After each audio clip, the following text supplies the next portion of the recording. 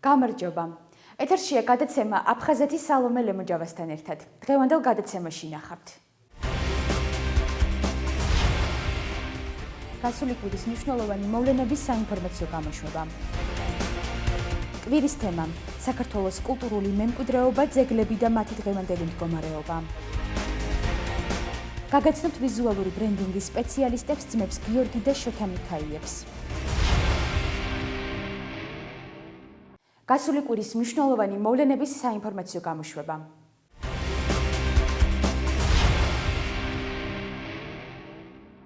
აფხაზეთის ავტონომიური რესპუბლიკის მთავრობის 2015 წლის ზანგარიში მთავრობის თავმჯდომარის მოვალეობის შემსრულებელმა ვახტანგ ყოლბაიამ აფხაზეთის ავტონომიური რესპუბლიკის უმაღლეს საბჭოში წარადგინა. აფხაზეთის ავტონომიური რესპუბლიკის უმაღლესი საბჭოს თავმჯდომარემ გია გვაზავამ თავის გამოსვლაში აღნიშნა, რომ გასულ წელს ჩატარებულმა რეფორმებმა აფხაზეთის მთავრობასა და მის სტრუქტურებს ახლებული და ნოვატორული მიდგომებისკენ უბიძგა. თუმცა გამოიკვეთა ის კონკრეტული მიმართულებებიც, რომელზეც მუშაობა უნდა გაგრძელდეს და დაიხვეწოს. მსჯელობის საგანი გახდა ჰააგის სასამართლო, რომელიც იხილავს ყოფილი სამხრეთ ოსეთის ოლქის ტრაგედიას. პროცესის მიღმა კი რჩება 2008 წელს კოდორში მომხდარი მოვლენები. როგორც შეხვედრაზე აღინიშნა, ამასთან დაკავშირებით უნდა დაიგეგმოს შეხვედრა საქართველოს იუსტიციის სამინისტროში. ძალიან დიდი შრომაა გაწეული. ბევრი საკითხი გადაწყვეტილია საკმაოდ მაღალ დონეზე, თქვა იგივე სოფლის მეურნეობის, ჯანდაცვის, კულტურა განათლება ძალიან კარგ ესე იგი დონეზეა აყვანილი. მე ვფიქრობ, რომ ეს მიმართულება უნდა გაგრძელდეს. თუ წინათ არ ჯეროდათ, რომ საერთოდ რა შეჭირდება სოფლის მეურნეობა დეპარტამენტი აფხაზეთის სტრუქტურებსო, დღეს ვინც მოისმინდა ამას, დარწმუნდებოდა, რომ ეს აუცილებელია. დასაქმდა მრავალი ადამიანი, ეხმარებით გალის ტერიტორიაზე მცხოვრებ ადამიანებს, მრავალი ადამიანი, თუნდაც მე არ ვეხები დევნილთა აქ მყოფ დევნილთა პროგრამებს, იქიდან გადმოდის ეთნიკური აფხაზები და ღებულობენ ძალიან მაღალი დონის, ესე იგი, სამედიცინო მომსახურებას. ყველა ამ საკითხში არის კიდე ისეთი ნიუანსები, რომლებიც ითხოვს დაკონკრეტებას.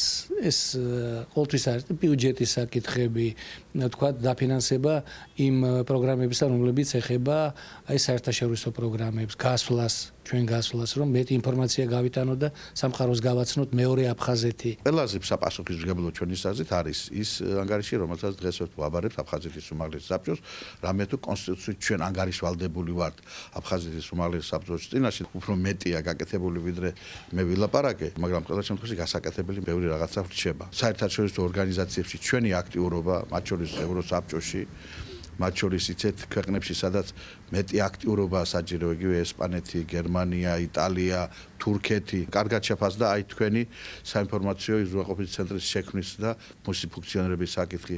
კარგი შეფასება აქვს ჩვენი მიერ დაფინანსებული ჟურნალების გამოსვლას, ეგ იალქანია, რიწა, აფქიო, ბავშვთა ჟურნალი.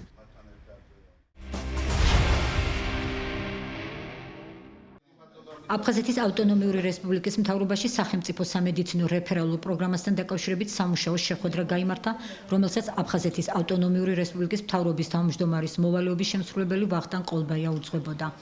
შეხვედრას საქართველოს შრომის, ჯანმრთელობისა და სოციალური დაცვის მინისტრის მოადგილე ზაზა სოფრომაძე, აფხაზეთის ავტონომიური რესპუბლიკის მთავრობის წევრები, უმაღლესი საბჭოს დეპუტატები, არასამთავრობო ორგანიზაციებისა და სხვადასხვა უწყებების წარმომადგენლებიც ესწრებოდნენ.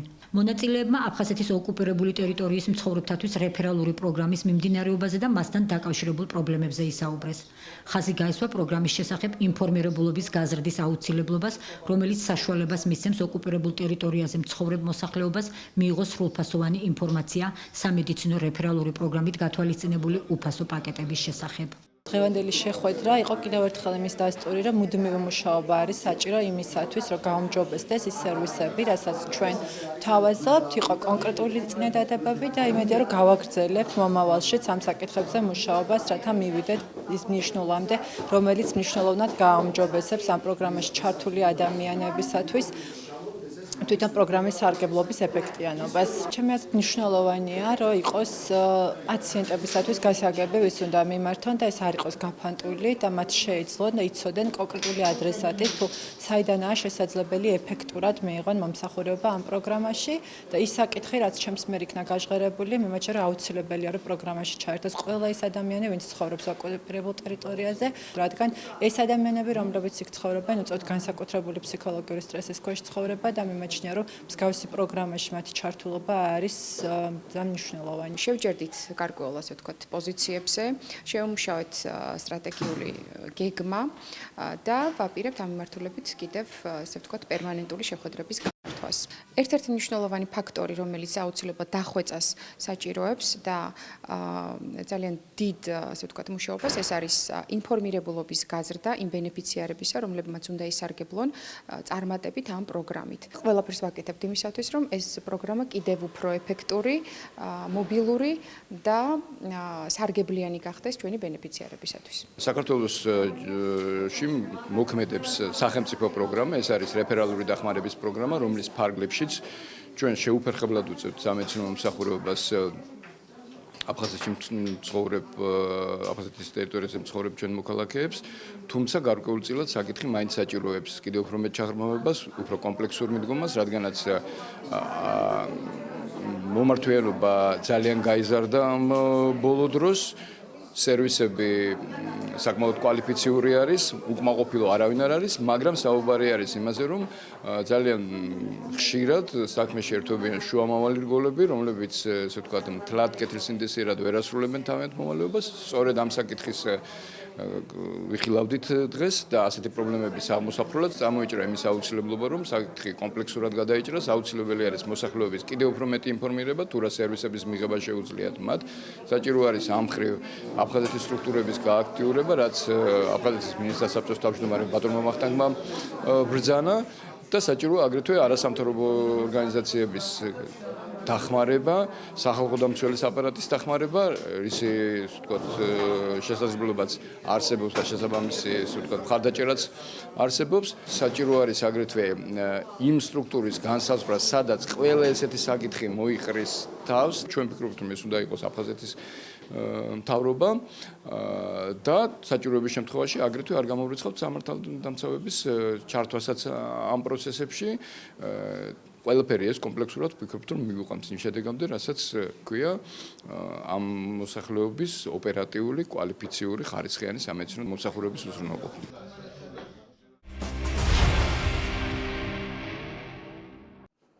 აფხაზეთის ავტონომიური რესპუბლიკის მთავრობისა და საერთაშორისო ორგანიზაცია Campus Lines Club თბილისის თანამშრომლობით მორიგი საქველმოქმედო აქცია გაიმართა. აფხაზეთის ავტონომიური რესპუბლიკის ჯანმრთელობისა და სოციალური დაცვის სამინისტროს ბენეფიციარს, აფხაზეთიდან დევნილ-შეზღუდული შესაძლებლობების მქონე მოზარდ ლუკა ხარჩილავას ადაპტირებული გადასაადგილებელი ეტლი გადაეცა.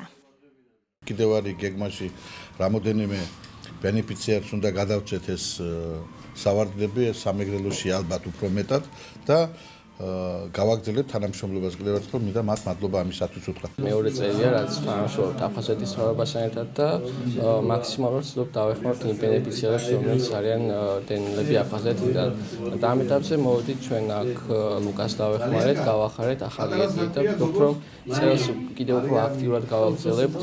გვაქვს ჩანიშნული შემდეგი ვიზიტი სხვადასხვა რეგიონში და აუცილებლად გვინდა რომ ჩავიდეთ და გადავცეთ ის ეტლები და დავეხმაროთ იმ ადამიანებს, რომლებიც ჩვენგან მოვლიან ამ ლუკას ძალიან ესაჭიროებოდა ეტლი და დიდი მადლობელი ვართ, რომ მოგვიტანეს და კმაყოფილები ვართ. უღრმესი მადლობა ყველაფრისთვის.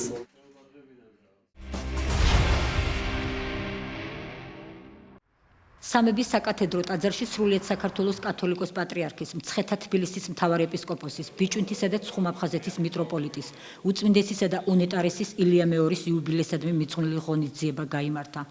საღამოზე წარმოდგენილი იყო კალიგრაფ ლეილა ბაღბაიას მიერ შესრულებული 150 ნამუშევარი. ასევე წიგნის უფალი სუფევს მშვენიერებას შეიმოსა პრეზენტაცია შედგა. Сегодня значительные события. დღეს საპატრიარქოსთან არსებული ახალგაზრდობის სულიერი და ინტელექტუალური განვითარების ცენტრში ჩვენ მნიშვნელოვან ღონისძიებას ვმასპინძლობთ. კალიგრაფ ლეილა ბაღბაიას გამოფენას და წიგნის უფალი სუფევს მშვენიერება შეიმოსა პრეზენტაციას. იდეის ავტორი უწმინდესი და უნეტარესი ილია მეორეა და წიგნიც მისივე ლოცვა-კურთხევითაა გამოცემული. ამ ნაშრომით პატრიარქმა სიცოცხლისა და სილამაზის შეცნობის შესაძლებლობა მისცა მის მრევლს. დღევანდელი ღონისძიება იმ ადამიანთა სულიერ მოთხოვნილებებზე მიგვალნიშნებს, რომლებმაც შექმნეს წარმოდგენილი ნამუშევრები. ალბათო ლეილა თავიდანვე მონაწილე იყო ჩვენი კონკურსისა და თავიდანვე გამორჩეული კალიგრაფი იყო. იგი უმანგაროდ გვეხმარება ხოლმე ჩვენ სხვადასხვა ღონისძიებებში თავის ნამუშევრებით და თავისი ნიჭით და განსაკუთრებით ვაფასებთ ესეთ თანადგომას და ჩვენს ვცდილობთ რომ ყოველთვის მის გვერდით ვიყოთ ხოლმე. დღეს არის გამოფენილი აქ მისი ნამუშევრები, რომელიც მანამდე ფლორენციაშიც იყო გამოფენილი, ასევე ეგვიპტეში და თუ სადაც იქნება ქართველი კალიგრაფთა გამოფენები, ყოველთვის არის ერთ-ერთი წარმომადგენელი, განსაკუთრებით დაინტერესებული არის დარგის აღორძინებაში და ძალიან კარგად მუშაობს ამ მიმართულებით. ჩემი ნამუშევრების გამოფენა რომ მიეძღვნა უწმინდეს, ეს არის ჩემთვის ყველაზე დიდი ჯილდო, რაც კი მქონია ოდესმე ჩემ ცხოვრებაში და ეს არის ძველი ქართული ხელნაწერის შენარჩუნება და ვისურვებდი თითოეულ მოზარდს კონდეს ინტერესი ქართული კალიგრაფიისადმი. იდეის ავტორი გახლავთ ქალბატონი სვეტლანა ქეცბა. მე მას დიდი მადლობა მინდა უთხრა დღევანდელი ამაღლებული დღისთვის. საღამოზე მოსწავლე ახალგაზრდობის ეროვნული სასახლის მევიოლინეთა ანსამბლმა პატრიარქის მიერ დაწერილი ავე მარია და ქართული ხალხური სიმღერები შეასრულა. ღონისძიება აფხაზეთის სულიერებისა და კულტურის ცენტრის ორგანიზებით მოეწყო და უწმინდესის და უნეტარესის აღსაყდრების 38 და დაბადების 93 წლის თავს მიეძღვნა. საღამო ტარდება ძალიან ამაღლებულად. ორი პიროვნება დიდთადად რომელთა შემოქმედებასაც ჩვენ დღეს კიდევ ერთხელ ვეზიარებით, ეს არის ქალბატონი ლეილა ბაღბაიას არაჩვეულებრივი კალიგრაფიული ნაწარმოებების გამოფენა და ჩვენი ერის არაჩვეულებრივი წარმომადგენლები, ხელოვანი, მეცნიერნი და სხვადასხვა დარგის წარმომადგენლები, სხვადასხვა სფეროს წარმომადგენლები ლაპარაკობენ მშვენიერებაზე წიგნში, რომელსაც ქვია უფალი სუფევ მშვენიერება შეიმოსა და ეს დაევალა ქალბატონ სვეტლანა ქეცბას, სულიერებისა და კულტურის ცენტრის ხელმძღვანელს, რომელიც აი ამ მშვენიერებით კურნავს იმ დიდ ტკივილს, რომელსაც ქვია ჩვენი ტკივილი აფხაზეთისა და სამაჩაბლოს ტკივილი. აი ამ განშორების, ძმებს შორის განშორების ტკივილს კურნავს და აი მალამოთ ედება ამ წყლულს და აი დღევანდელი საღამოც აი ერთ-ერთი ასეთი მალამოა ჩვენი ერისათვის და ნაბიჯი ჩვენი ერის გამძლიანებისათვის, აფხაზეთის და სამაჩაბლოში მშვიდობის აღდგენისათვის.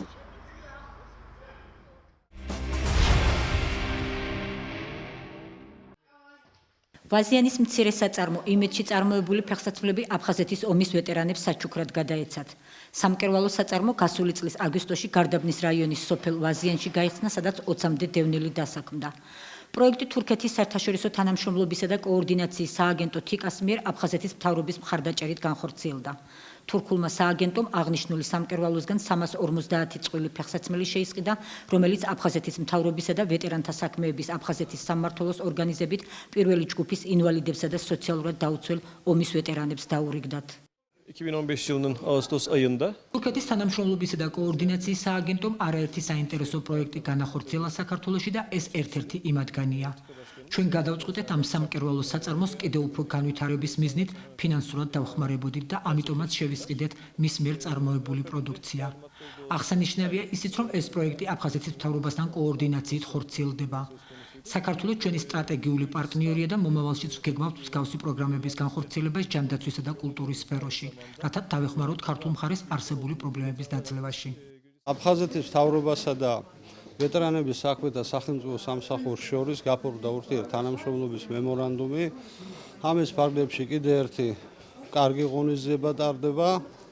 ეს ფეხსაცმელები გადაეცემა ვეტერანებს და ჩვენი სამსახური აფხაზეთის სამმართველოსთან მთავრობასთან ერთად იზრუნებს იმაზე, რომ შეჭრებულ ოჯახებს გადაეცეს ეს ფეხსაცმელები. იგეგმება კიდევ დაახლოებით 350 წვილის შეკერვა საგაზაფხულო და საშემოდგომო ფეხსაცმელების და ასევე სპორტული ფეხსაცმელების და მოხდება აფხაზეთის მთავრობაზე გადაცემა და შემდგომ უკვე აფხაზეთის მთავრობა ვისთვისაც ჩათვლის საჭიროდ როგორც გადაწყვეტენ იმის მიხედვით მოხდება გადაცემა. ძალიან მნიშვნელოვანია ის, რომ ამ საწარმომ მოახერხა უკვე გადასვლა უფრო კარგ ხარისხზე, რაც უპირველეს ყოვლისა მთავარი არის. აქ ასევე არის სამკერვალო ფაბრიკა, ვიღებთ ახლა მონაწილეობას ტენდერებშიც და შემდგომისთვის ვფიქრობთ, რომ თეთრეულების და ფარდების შეკერვა იქნება ძალიან მნიშვნელოვნად გაზრდილი.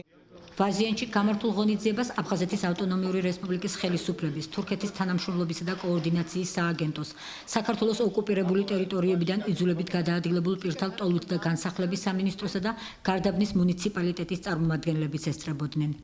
აი, საქმეს აკეთებს ჩვენი თურქი მეგობარი, დევნილები რო არიან დასაქმებულები აქ და დევნილების გარდა კიდე სხვებიც რო დავასაქმოთ ჩვენი ეს ჩვენი რაიონია, გარდაბნის რაიონია და კარგი იქნება. დიდი მადლობა მინდა რომ გადაუხადო. მადლობის მეტი არაფერი არ მეთქვა. ძალიან მნიშვნელოვანი არის თითოეული ადამიანის დასაქმება ჩვენთვის და განსაკუთრებით იძულებით გადაადგილებული პირებისათვის. ჩვენ გვაქვს ახალად რეაბილიტირებული რამდენიმე კორპუსი და მიმდინარე წელს შევასახლებთ დევნილებს და ბუნებრივია მათ გარდაჭერისა თუ ექნება შესაძლებლობა რომ დასაქმენ, ეს არის რა თქმა უნდა იდეალური სიტუაცია და მაქსიმალურად ვცდილობთ რომ ყველა რეგიონში, ყველა რაიონში სწორედ ეს შესაძლებლობები შევექმნათ დევნილებს. შეიქმნა 20 სამუშაო ადგილი, კიდე არის გეგმები აქა, პურსაცხოვზეა ლაპარაკი. მე მგონი პატარა საფეხბურთო მოედანის გაჩნდება უკვე ძალიან მალე ამ მოსახლეობისთვის. ერთ სიტყვით, მადლობა თურქეთს, აი ამ ფირმას, რომელიც ჩვენთან თანამშრომლობს.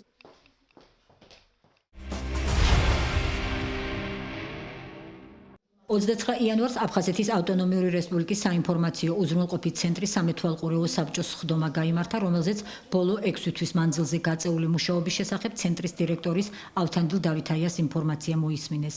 კერძოდ საუბარი შეეხო გადაცემა აფხაზეთის მნიშვნელობას და მის პოტენციალს ქართულ-აფხაზური ურთიერთობების მოგვარების საქმეში. ხაზი გაესვა აგრეთვე იმას, თუ რაოდენ მნიშვნელოვანია აფხაზურ-ენოვანი პროგრამა, რომელიც უკვე 4 თვეა გადის საზოგადოებრივი მაუწყებლის მეორე არხის ეთერით.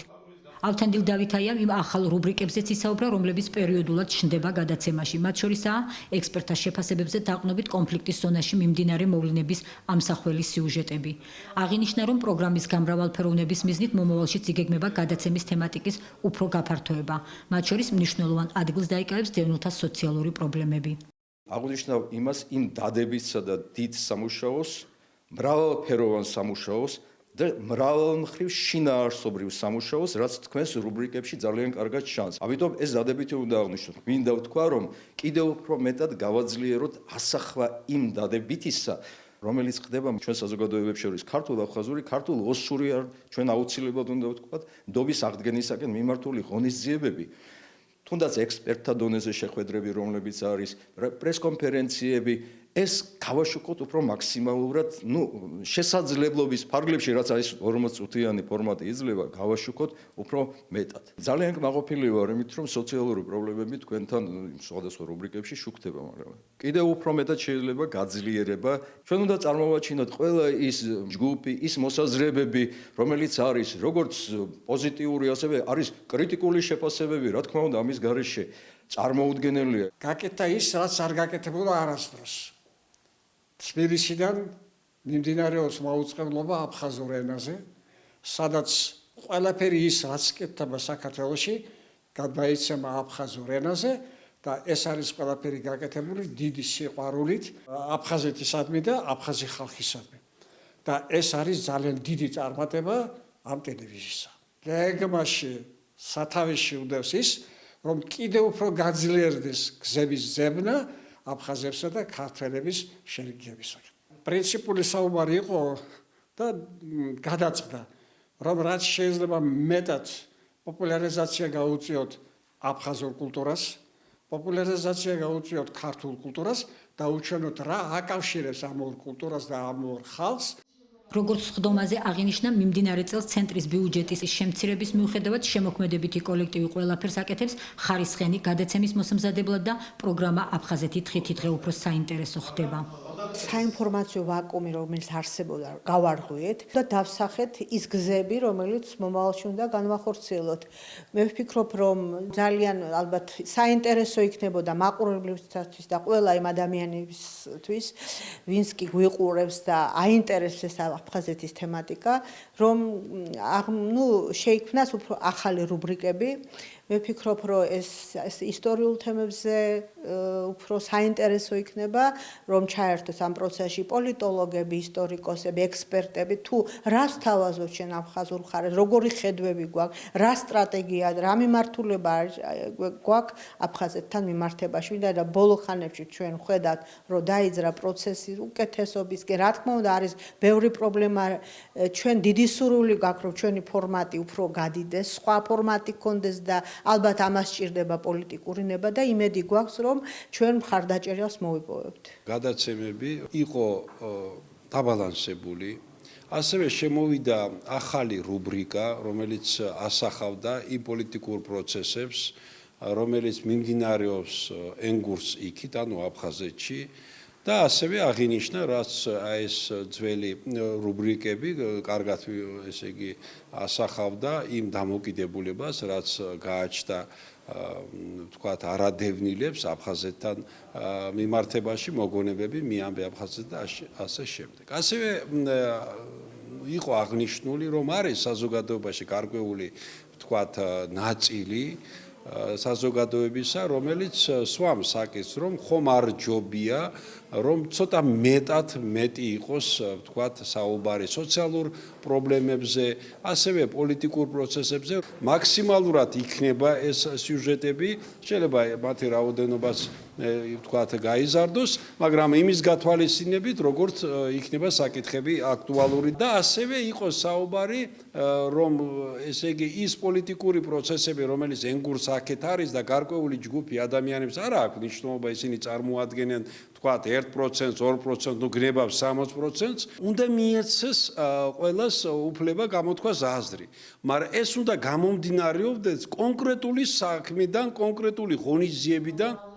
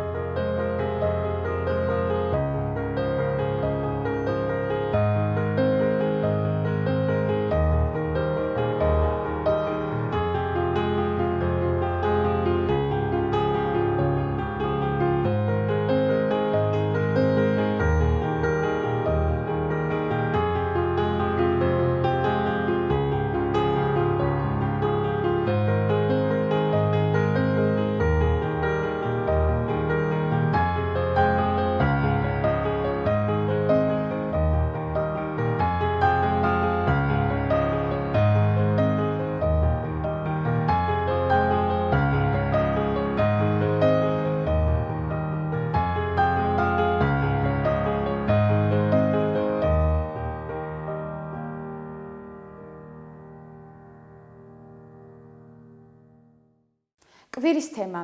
საქართველოს კულტურისა და ძეგლთა დაცვის სამინისტროში კულტურის სტრატეგიის დოკუმენტის სამუშაო ვერსიის პრეზენტაცია შედგა.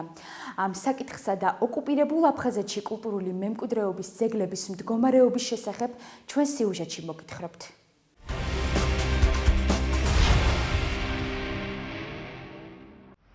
საქართველოს კულტურისა და ძეგლთა დაცვის სამინისტროს მიერ კულტურის სტრატეგიის დოკუმენტის სამუშაო ვერსია შემუშავდა. გასულ კვირას მისი საჯარო პრეზენტაციები და საზოგადოებასთან კონსულტაციები დაიწყო. პირველ პრეზენტაციას აფხაზეთის ავტონომიური რესპუბლიკის მთავრობის წარმომადგენლები ესწრებოდნენ. შეხვედრას მინისტრი მიხეილ გიორგაძე უძღვებოდა. დოკუმენტის განხილვაში მონაწილეობა მიიღეს ასევე არასამთავრობო ორგანიზაციებისა და კულტურის სფეროს წარმომადგენლებმა. მიხეილ გიორგაძე კულტურის სტრატეგიას უპრეცედენტო დოკუმენტს უწოდებს და შემუშავების პროცესში საზოგადოების მასიური ჩართულობის მნიშვნელობას აღნიშნავს. პროექტის მიზანია განისაზღვროს საქართველოში კულტურისა და შემოქმედებითი სექტორის განვითარების გრძელვადიანი ხედვა, რომელიც გულისხმობს კულტურული ღირებულებებისა და ეროვნული იდენტობის შენარჩუნებას, სოციალური ერთობის გამტკიცებისა და ქვეყნის განვითარებაში.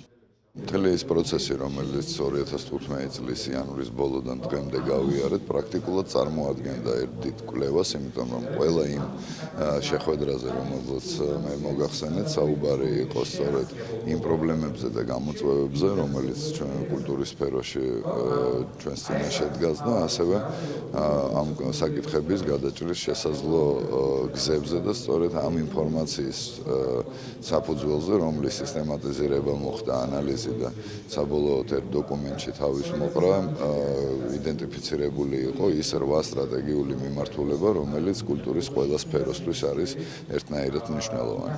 ეს დოკუმენტი უკვე ასახავს იმას, როგორი უნდა იყოს კულტურა 10 წლის შემდეგ 2025 რეალობაში.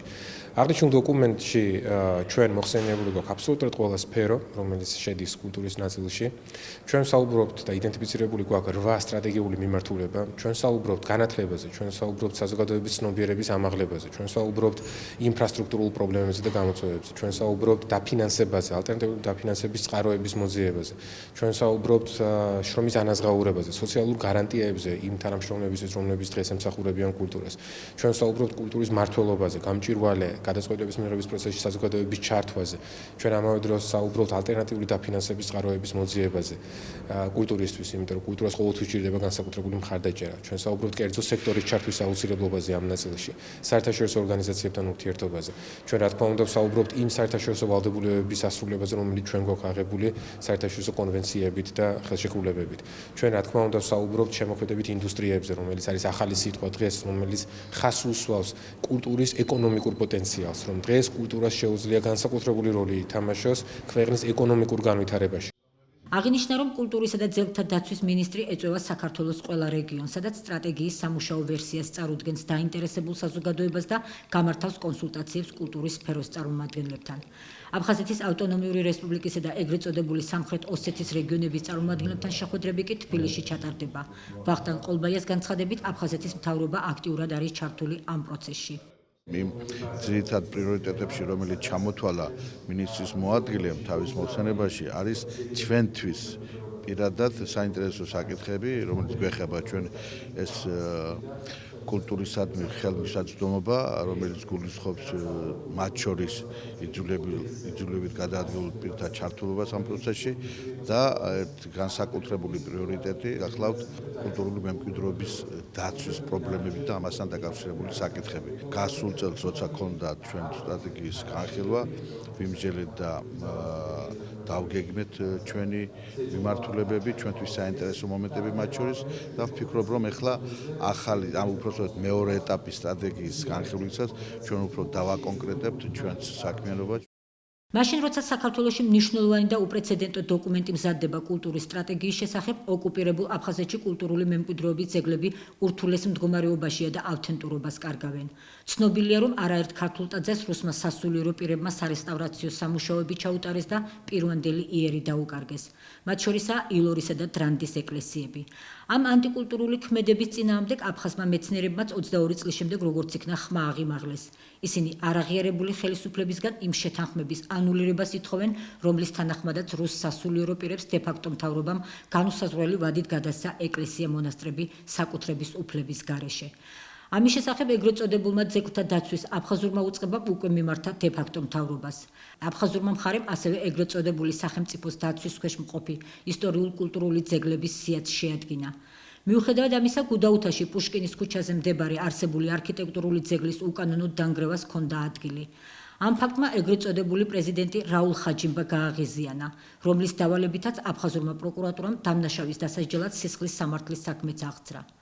გადახედავს თუ არა აფხაზური მთავრობა რუს საეკლესიო პირებთან გაფორმებულ შეთანხმებას, ან რას შეცვლის ოკუპირებულ აფხაზეთში კულტურული მემკვიდრეობის დაცვის კუთხით არქიტექტურული ძეგლების ახალი სია. ამას მომავალი გვიჩვენებს. ამასობაში კი რუსები თავის საქმეს აკეთებენ, ქართულ ეკლესიებს გუმბათებს უცვლიან და რუსულ ტაძრებს ამსგავსებენ. რა ბერკეტი აქვს ქართულ მხარეს ოკუპირებულ აფხაზეთში არსებული კულტურული მემკვიდრეობის ძეგლების დასაცავად, ან რაიმე სახით შესაძლოა თუ არა ამ საკითხმა ასახვა პოვოს ახალ დოკუმენტში კულტურის სტრატეგიის შესახებ. ჩვენი კულტურული მემკვიდრეობა არის სათანადო წარმოჩენილი, განსაკუთრებით ოკუპირებულ ტერიტორიაზე არსებული და ასევე საზღვრებს გარეთ არსებული ჩვენი სხვადასხვა ქვეყნებში გაფანტულია ჩვენი კულტურული მემკვიდრეობა. ოკუპირებულ ტერიტორიებთან დაკავშირებით კულტურულ მემკვიდრეობაზე ჩვენ ვსაუბრობთ იმაზე, რომ აუცილებელი არის, რომ ჩვენი მკვლევარები იყვნენ მაქსიმალურად ჩართულნი იმაზე, რომ კიდევ უფრო მეტად გამოიძიონ და კვლევები დადონ იმასთან დაკავშირებით, თუ რაოდენ ნამდვილად ავთენტური არის ქართული კულტურული მემკვიდრეობა, რომ ეს იყოს წარმოჩენილი არა მარტო ჩვენს ქვეყანაში, არამედ მის ფარგლებს გარეთაც. ჩვენ რა თქმა უნდა ამავე დროს საუბრობთ აუცილებლობაზე ვითანამშრომლოთ საერთაშორისო ორგანიზაციებთან, როგორც არის UNESCO, ეს არის ევროპის საბჭო, ეს არის ევროკავშირი იმისათვის, რომ სწორედ მათი ჩართვით მოხდეს ჩვენი სპეციალისტების მონაწილეობით ადგილზე ჩვენი კულტურული მემკვიდრეობის ძეგლების იდენტიფიცირება, მდგომარეობისა და უკვე შესაბამისი რეკომენდაციების შემუშავება, რათა მოხდეს მათი კონსერვაცია, მათი რეაბილიტაცია და ასე შემდეგ. ჩვენ არ გვაქვს შესაძლებლობა, რომ ფიზიკურად ადგილზე ჩავიდეთ და გავეცნოთ სწორედ ამიტომ მუშაობთ ჩვენ საერთაშორისო ორგანიზაციებთან ინტენსიურად. ჩვენს ხელთ არსებული ინფორმაციით, რა თქმა უნდა, იქ არის 100-ზე მეტი კულტურული მემკვიდრეობის ძეგლი, რომელიც ჩვენი კანონმდებლობით აქვს ძეგლის სტატუსი მინიჭებული. და რა თქმა უნდა, ეს არის ჩვენთვის პრიორიტეტი და ბუნებრივი არის, რომ ჩვენ ყველა საშუალებას ვეძებთ, რათა მოხდეს ადგილზე დათვალიერება მდგომარეობის, იდენტიფიცირება პრობლემების, მათი გადაჭრა ჩვენს აფხაზ თანამემამულეებთან ერთად და შესაბამისად საერთაშორისო ორგანიზაციების ჩართვა. სოხუმში დამტკიცდა ახალი სია, რომელიც მოიცავს სადღაც 1500-ზე მეტ კულტურის ძეგლს, მათ შორის სხვადასხვა მიმართულება და აქედან სადღაც 100-ზე მეტი ემთხვევა იმას, რაც ჩვენთან არის აღმოსული საქართველოს კულტურის სამინისტროში. და ჩვენ ვფიქრობთ, რომ ამ თემაზე ჩვენ გავაგრძელებთ მუშაობა ჟენევის ფორმატით და წარუდგენთ ჩვენს მოსაზრებებს ამასთან დაკავშირებით. ახლა რეალური შედეგები, როგორც იტყვიან, შესაძლებელია ჩვენ მივიღოთ საერთაშორისო სტრუქტურების მონაწილეობით ჩარევით, ეს როგორც არის UNESCO და ასე შემდეგ.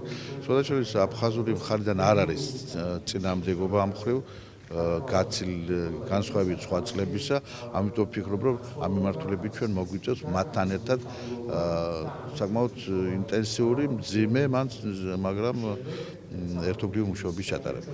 საქართველოს ხელისუფლებას აფხაზური მხარის მიმართ კონკრეტული კითხვები აქვს, რომელსაც ჟენევის მოლაპარაკებებზე დასვამს.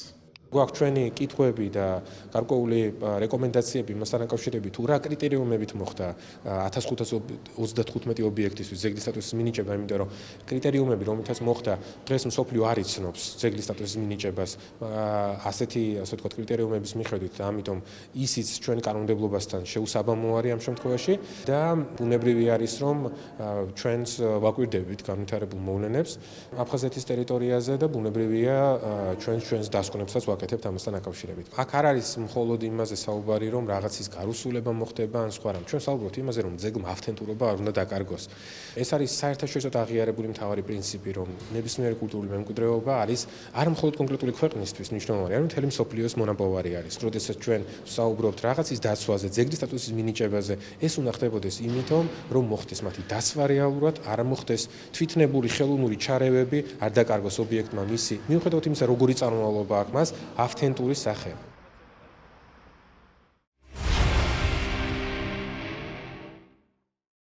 ვიზუალური ბრენდინგის სპეციალისტები, ძმები გიორგი და შოთა მიქაიები ჩვენ სიუჟეტში.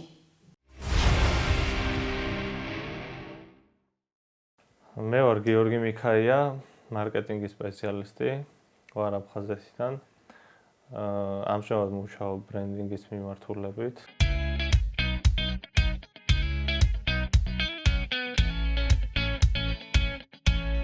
ვიზუალურ ბრენდინგით ვარ ძირითადად დაკავებული, რაც გულისხმობს კომპანიების ვიზუალური კომუნიკაციების შემუშავებას, ეს არის მარკეტინგის სფერო უფრო, რაც ითვალისწინებს კომპანიების ვიზუალური სტრატეგიის აგებას, მომხმარებელთან ვიზუალური ურთიერთობების დალაგებას და ასე შემდეგ. ამ შედის ლოგო, საფირმო სტილი, სხვადასხვა კორპორატიული სტილის ელემენტები. დაამთავრე სოხუმის უნივერსიტეტის ეკონომიკის და ბიზნესის ფაკულტეტის სპეციალობით მარკეტინგის სპეციალისტი. შემდეგ უკვე დავიწყე ბრენდინგის შესწავლა, ჩავეძიე ბრენდინგს და მივხვდი, რომ თვითონ ეს სფერო წამოსული იყო ვიზუალური კომუნიკაციებიდან და აქედან განვითარდა. ამ ჩაძიების შედეგად აღმოვაჩინე ჩემთვის უფრო ბევრად საინტერესო მიმართულება, რაც გულისხმობდა ამ ვიზუალურ კომუნიკაციებს და უკვე გადავერთე კონკრეტულად ამ მიმართულების შესწავლაზე. აქედან გამომდინარე დღემდე დაკავებული ვარ უკვე წლებია ამ მიმართულებით და ძალიან მომწონს. ჩემი უმცროსი ძმაც ასევე დაინტერესდა ჩემი ბრენდინგის სფეროთი და ამ მიმართულებებით, გრაფიკული დიზაინით და ნენელა უკვე თვითონ დაიწყო ყველაფრის შესწავლა, როგორც მე მომიწია თავის დროზე, ვინაიდან თბილისში ზოგადად ნაკლებობა არის ამ სფეროში სასწავლო დაწესებულებების, ამიტომ მანაც პრაქტიკით დაიწყო, შეისწავლა თვითონ და დღეს უკვე ამ მიმართულებაზე მუშაობს. მე ვარ შოთა მიქაია, ვარ 19 წლის, ვსწავლობ თბილისის სახელმწიფო უნივერსიტეტში ეკონომიკისა და ბიზნესის ფაკულტეტზე. იქიდან გამომდინარე, რომ ჩემი ძმაც ამ სფეროში მოღვაწეობს, ბავშვობის ასაკიდან, როდესაც ხედავდი მის ინტერესებს, მეც გარკვეულწილად დავინტერესდი ამ სფეროთი და გადავწყვიტე მეც შემესწავლა და ვეძებდი სხვადასხვა რესურსებს ამ სფეროს შესასწავლად.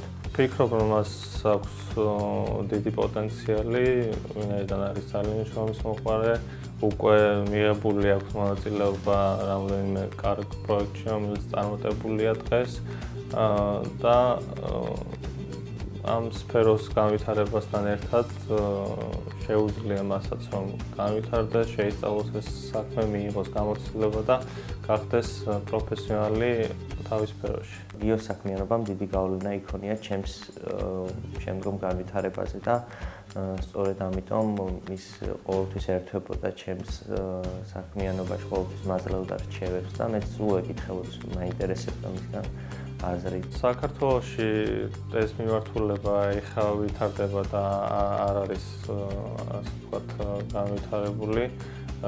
მანამდეც არსად არ ისწავლებოდა კონკრეტულად, ამიტომ მომიწია მე თვითონ შემესწავლა ინტერნეტის საშუალებით, სხვადასხვა მასალებს ვიძიებდი, სხვადასხვა პროექტები მქონდა ამ მიმართულებით, საიდანაც უკვე მე თვითონაც გამოცდილება მივიღე, დიდი დავიხვეწე, სხვადასხვა ონლაინ კურსები გავიარე, მუშაობდი მარკეტინგის სპეციალისტად. ამის მერე უკვე ჩემი ასე ვთქვათ საქმიანობითაც გადავერთე უკვე იმ სფეროში, რაც მაინტერესებდა და მუშაობდი ონლაინ კაზინოების მიმართულებით ვიზუალური ბრენდინგის სპეციალისტად დაახლოებით 6 წლის განმავლობაში. პარალელურად მე თვითონ გავაკეთე სტუდია ბრენდინგის, სადაც ვიღებ პროექტებს, ფუთავ კომპანიებს და ულაგებ ამ ვიზუალურ კომუნიკაციებს და მათ ბრენდინგის სტრატეგიებს. დიზაინის სფეროში რაღაც გარკვეულ ნამუშევრებს ვათვალიერებდი სხვა უცხოელი ადამიანებს, რომლებიც ინტერნეტში ხედავდნენ და ვაფასებდი, მე თვითონ ვცდილობდი იგივე გამეკეთებინა და მე უკვე როცა ინდივიდუალური სტილი ჩამომიყალიბდა, მივიღე რაღაც გარკვეულ პროექტებში მონაწილეობა. ის შედეგადაც დავინტერესდი უფრო ამ სფეროთი, რადგან ძალიან მომეწონა ეს მუშაობის პროცესი. მუშაობის პროცესის შედეგად უფრო და უფრო სხვადასხვა ამ სფეროს სხვადასხვა ნაწილებს ვიკვლევდი და საბოლოოდ მივედი იქამდე, რომ ახლა ვმუშაობ სამხმარებლო ინტერფეისებზე, რაც გულისხმობს სხვადასხვა მოწყობილობებზე არსებული აპლიკაციების გარე დიზაინს, დაუშვათ მენიუ იქნება ეს თუ სხვადასხვა ვიზუალი. მუშაობის პროცესი არის ძალიან საინტერესო, ვინაიდან მე თვითონაც მაქვს ჰობი გრაფიკული დიზაინი და ბოლომდე ვარ ჩართული პროცესში. არა მარტო კომუნიკაციების შემუშავება და გეგმა, ასევე ჩართული ვარ თვითონ უშუალოდ დიზაინის შემუშავების პროცესშიც. ეს ყველაფერი ძალიან საინტერესოა, არის დაკავშირებული სხვადასხვა კვლევებთან, გამოკითხვებთან, შემდეგ უკვე დიზაინის და ვიზუალური მახასიათებლების შემუშავების პროცესთან, რაც არის უფრო შემოქმედებითი სფერო და ჩემთვის ძალიან საინტერესოა. მონაწილეობა მიიღე ერთ-ერთი ბანკის კონკურსში, სადაც უნდა დაგვემზადებინა ბარათის დიზაინი, რომელიც შემდგომ გამოიყენებოდა ბანკის მიერ და ამ კონკურსში გავიმარჯვე, რის შედეგადაც დღესდღეობით უამრავი ადამიანი ატარებს ამ ბარათზე დატანილ დიზაინს.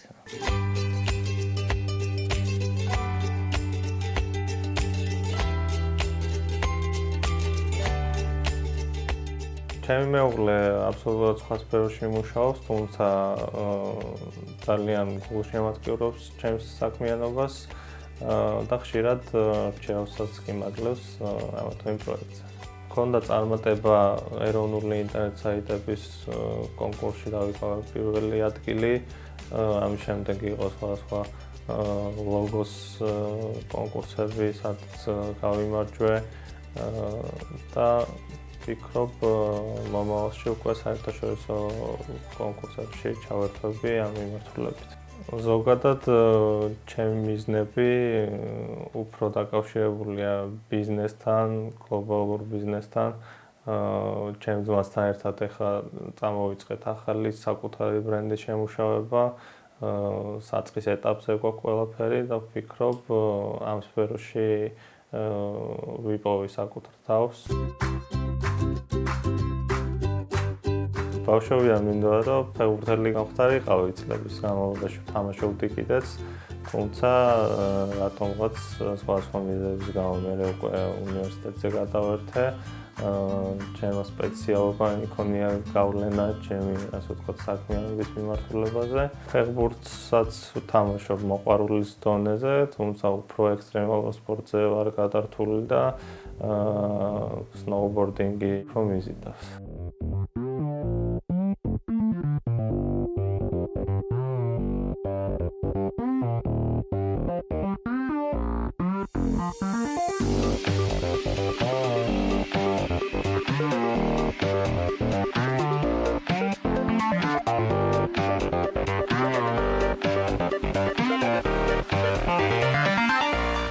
ექსტრემალური სფერო ჩემთვის ძალიან ახლოა და მით უმეტეს მთა, სადაც შეიძლება გონება დაასვენო, განიტვირთო, უკვე ახალი აზრები მოიკრივო და შემოქმედებით სფეროს ძალიან ეხმარება ესეთი ადგილები და გარემოებები.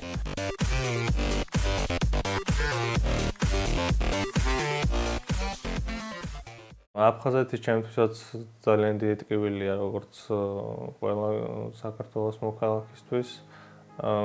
ომის შემდეგაც ხშირად ვსტუმრობდი აფხაზეთს, თუმცა უკვე დაახლოებით 6-7 წელია არ ყოფილი ვარ და ძალიან მინდა რომ წავიდე.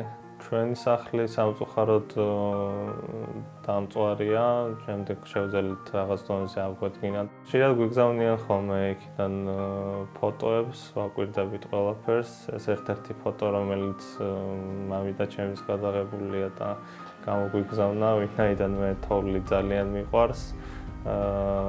ძალიან მომანატრა ჩემი მხარე და მინდა მალე ჩავიდე. მართალია თბილისში გავიზარდე, მაგრამ თითქმის ყოველ ზაფხულს ჩავდიოდი ბებიის სანახავად აფხაზეთში. ჩემს მოგონებებში დიდი ნაწილი უკავია, რადგან ძალიან მიყვარს ეს მხარე და გამოირჩევა თავისი სილამაზით და მე ერთადერთ ბევრგან ვარ საქართველოში ნამყოფი, მაგრამ ისეთ ემოციას არც ერთი კუთხე არ იწვევს ჩემში, როგორც აფხაზეთი.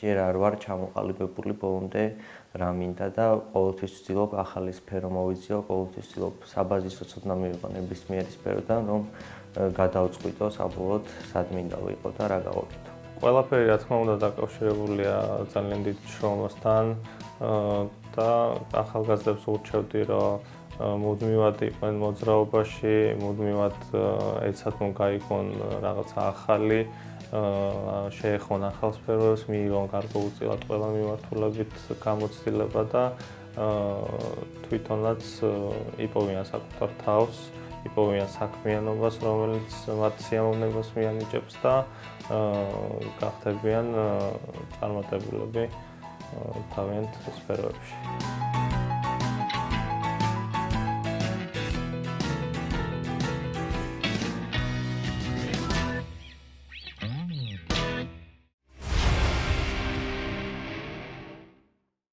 ჩვენ ერთი კვირით გემშვიდობებით, ხოლო სამშაბათს დილის 10 საათზე უყურეთ გადაცემა აფხაზეთს აფხაზურ ენაზე. ნახვამდის.